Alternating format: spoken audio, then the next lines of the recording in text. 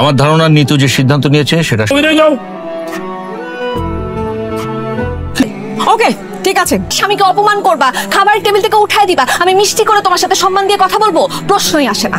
না বাবা, যেই খাবার আমার স্বামী খেতে পারে নাই সেই খাবার আমার মুখে উঠবে না। এই খাবার আমার জন্য হারাম। বাবা মার সামনে বেহায়ের মতো স্বামী স্বামী করতেছিস? হ্যাঁ, কারণ এরকম পাগল স্বামী সবার কপালে জুটে না।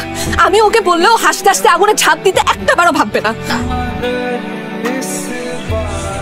রান্নাটা কিন্তু সেই হয়েছে, তুমি খাবে না? না, তুমি খাও। কিছু কেন?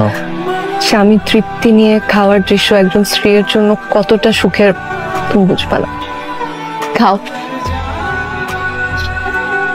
আসো। তুমি খাও। আমি তো খাচ্ছি, আসো আমার হাতে খাও। আচ্ছা, এবারের বিরহে তুমি আমাকে নিয়ে কি কবিতা লিখলা? শুনতে চাও? লিখেছে একটা কবিতা।